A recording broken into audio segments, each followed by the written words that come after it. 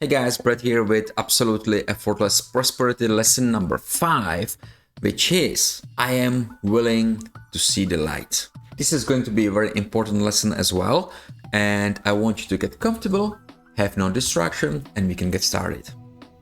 Day 5, lesson 5. I am willing to see the light. Today, I am willing to see the light, which is always available to me. I allow it to come in and brighten up my day. I see it even in the darkest situations.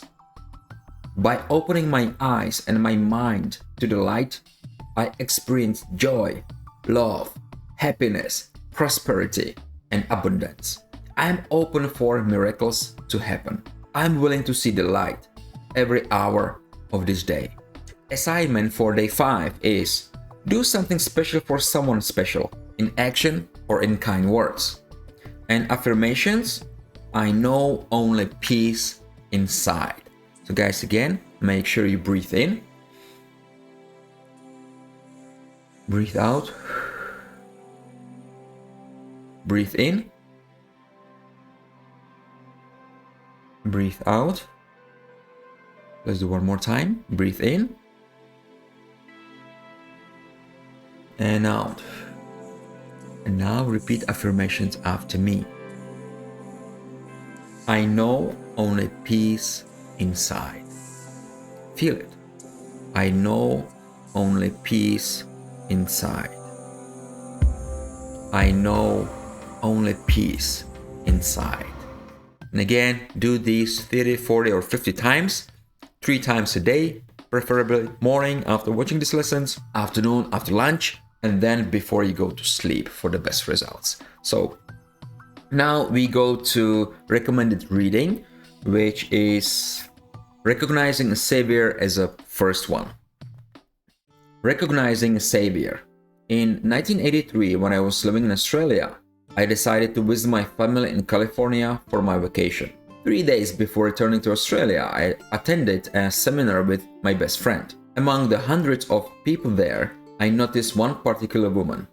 There was a tremendous energy between us. My friend and I sat next to her during the seminar, and later, the 3 of us had breakfast together. As we were all leaving the restaurant, my friend suggested that I give the woman a ride home. As it turned out, she and I spent the next 3 days together, effortlessly and joyfully. It was a very exciting time. There was intensity in the relationship that was quite remarkable. 1 month after I returned to my home in Australia, the woman joined me there. Not long after this, she told me that she would like to have my son. A few months later, Kathy and I were married, and in 1985, Michael was born. When Michael was 8 weeks old, the 3 of us returned to the mainland of the United States to live in Northern California. When Michael was 6 months old, Kathy and I separated. She moved to Las Vegas with Michael, and I moved to Southern California. In 1988, I also moved to Las Vegas because I wished to be close to my son. One day when Michael was 7 years old, I went to pick him up and Kathy refused to let me have him. I could see that she was in turmoil, so I let it go. After 10 days of not seeing my son, my pain was tremendous. On several occasions, I wept uncontrollably. I really missed him. Still, Kathy wouldn't answer my telephone calls. At the suggestion of a friend who was a frustrated divorced father, I attended a support group for fathers who were having difficulties with child custody. The anger in the meetings was almost overwhelming. I was astounded by the way in which these men referred to the mothers of their children. As I awaited a private consultation with an attorney who was offering advice, I realized that I was not where I wished to be or where I should be. I knew I had a very strong case. I had paid my child support regularly, but this was not about being right or wrong. I went home to cry and meditate, but my crying was so intense that I could not focus. In surrender, I decided to cry until I could cry no more, and finally, after releasing all of my pain, I experienced the profound sense of calmness which always leads me into meditation. My guide came to me immediately. As soon as he spoke to me, I asked why I was being punished by such a horrible person. In answer, my guide offered a beautiful demonstration that became one of my most powerful miracles. He asked me if I recognized who Kathy was. When I said that I did not, my guide said that he would show me.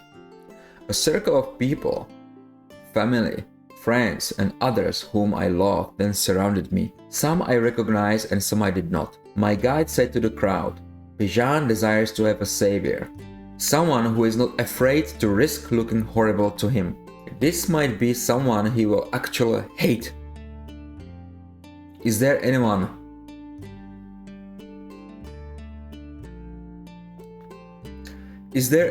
who loves Bijan enough to do this?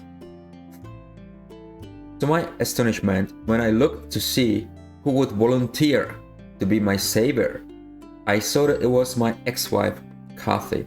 She said that she would be steadfast in the game until I got my lesson, and she would do this regardless of how much I might hate her. As I saw Kathy in my meditation and heard her speak these words, my tears began to flow again. But for a different reason. I now understood the truth that Kathy was not my enemy at all, but rather she was my savior. Instead of having anger about her, I now felt love for her. When I ended the meditation and opened my eyes, the entire house appeared different. For some unknown reason, I walked directly to the telephone, and as I reached for it, it rang. I knew it was Kathy even before I heard her voice.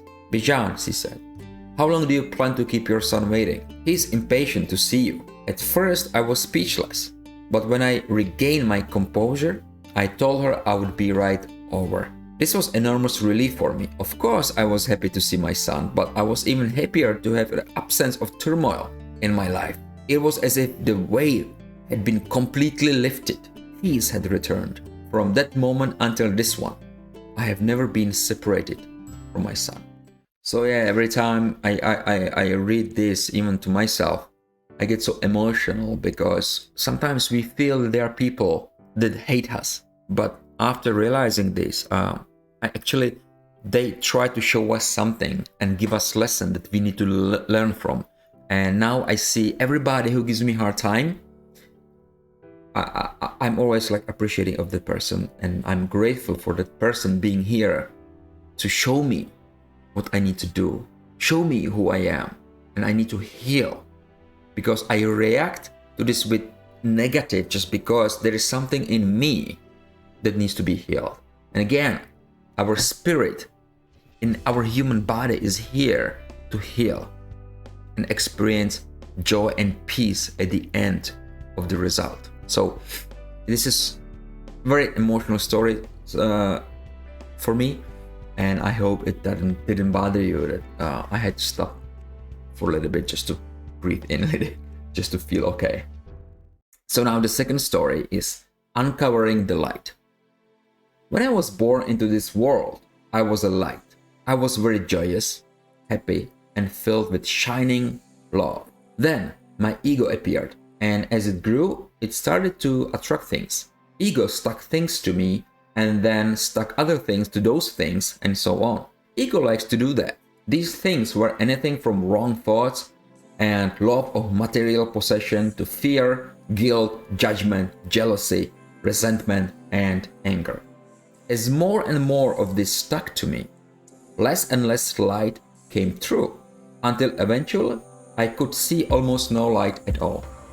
The principles I learned from studying A Course in Miracles and other quality thought systems, and the words that came through me from my guides to become the principles of absolutely effortless prosperity, brought me in touch with how to remove this dark stuff surrounding my life. Now, my light shines brightly again. Guys, it is very important to not let ego grow so big that there is no room for the light to enter your life. So always be vigilant for the light, guys. Only then you will be able to live absolutely effortless prosperity. I hope, guys, that you get some aha moments. If yes, please comment below. Let me know what was the best thing that you learned from this lesson. And if nothing else, then maybe just say where you're tuning from. It's always good to know. And if you truly get some value from this video, please give me a like And if you are completely new to my channel, make sure the subscribe button with the bell notification icon so you don't miss out the upcoming lessons of absolutely effortless prosperity.